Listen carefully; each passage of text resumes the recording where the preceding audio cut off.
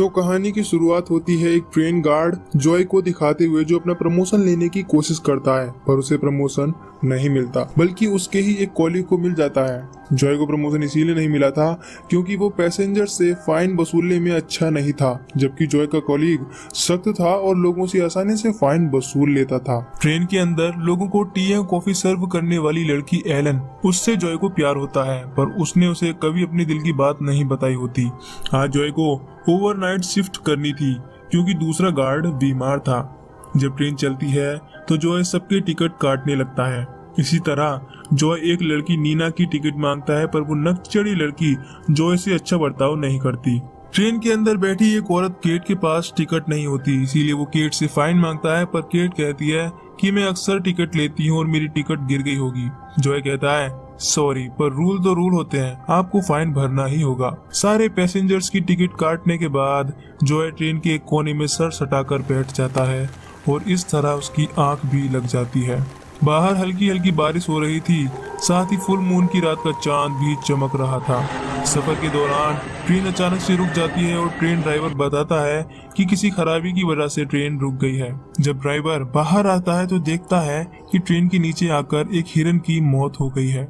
Driver हिरन को निकालने की कोशिश करता है, पर पीछे की झाड़ियों में कोई था। ड्राइवर देखता है तो झाड़ियां हिल रही थी। तभी एकदम से एक खूंखार जानवर इस ड्राइवर पर हमला कर देता है। इस जानवर के पैर देखकर साफ पता चल रहा था कि ये कोई जानवर नहीं है, बल्कि एक वेयरवुल्फ है, यानी आधा इंसान और आधा भेड़िया। अंदर ट्रेन में जॉय देखता है कि ड्राइवर को बाहर गए काफी टाइम हो गया है। जॉय सभी पैसेंजर्स को बताने की कोशिश करता है कि ट्रेन खराब हो गई है और ड्राइवर भी अभी तक नहीं आया।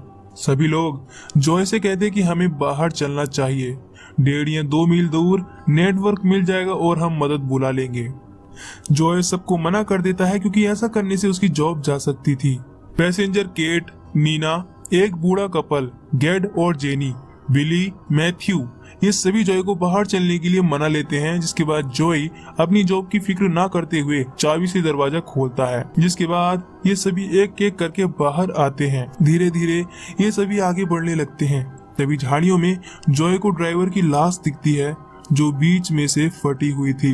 जॉय और एलन ये देखकर समझ जाते हैं कि इन जंगलों में कुछ तो बुरा है।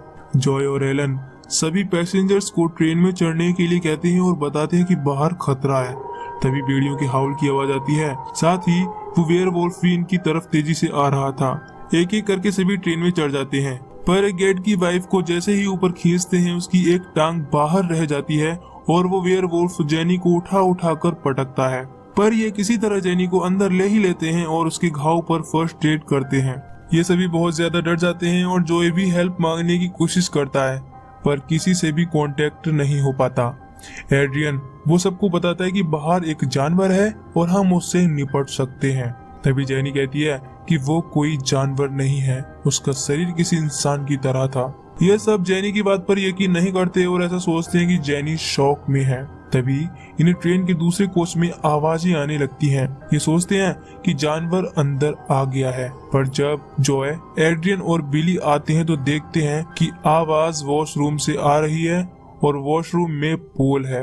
ये भी बाकी पैसेंजर्स में से एक था, पर ये बाहर खड़े खतरे की वजह से इसे भूल गए थे। खैर, बूढ़ी औरत का घाव समय के साथ साथ बदतर होता जा रहा था।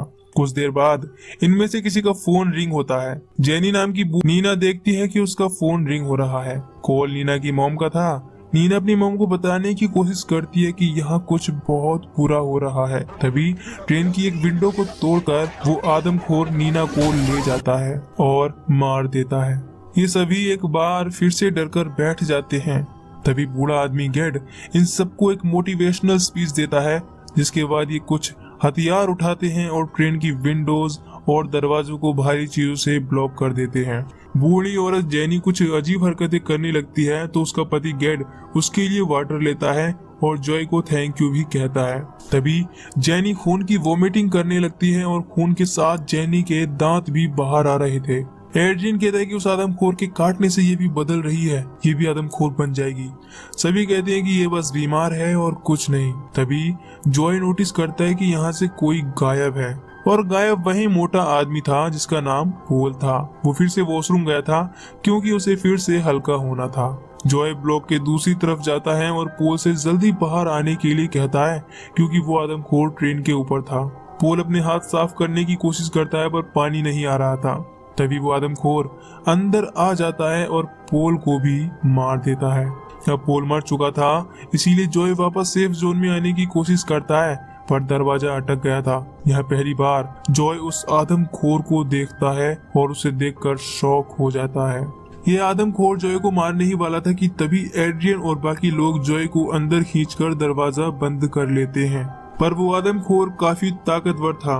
वो अंदर आ जाता है पर ये सभी मिलकर इस आदमखोर भेड़िए जैसे दिखने वाले वेयरवुल्फ को मार डालते हैं। आदमखोर के हाथ में एक रिंग थी, यानी कि यह आदमी कभी इंसान रहा होगा, पर जब किसी और वेयरवुल्फ ने इसे काटा होगा तो ये भी आदमखोर बन गया होगा। एड्रियन कहता है कि जेनी को भी इस आदमखोर ने बाइट किया था, यानी कि ये इन्फेक्टेड है और ये भी आदमखोर बन जाएगी। तभी वो आदमखोर फिर से जिंदा हो जाता है और हाउल करने लगता है, पर गुस्से से भरा हुआ जॉय उसका सर ही फोड़ डालता है और पूरी तरह खत्म कर देता है। अब जैसे ही ये आदमखोर ने हाउल किया, जेनी अजीब बर्ताव करती है। साथ ही हम ये भी देख पाते हैं कि जंगल में और भी बहुत से आदमखोर हैं। इधर एड्रियन जेनी को मारने की कोशिश करता है पर सभी मिलकर एड्रियन को बांध देते हैं। साथ ही इन्होंने सेफ्टी के लिए जेनी के हाथ भी बांध दिए थे। बिली वो ट्रेन को चलाने की बात करता है और कहता है कि जरूर कहीं से लीकेज हो रहा होगा। मैं और मैथ्यू उसे ठीक करने की कोशिश करेंगे। जैसे ही लीकेज ठीक होगा तो ग्रीन लाइट ऑन हो जाएगी। अब मैथ्यू और बिली ट्रेन से बाहर निकलते हैं और बिली वो लीकेज को ढूंढ लेता है और ठीक करने की कोशिश करता है।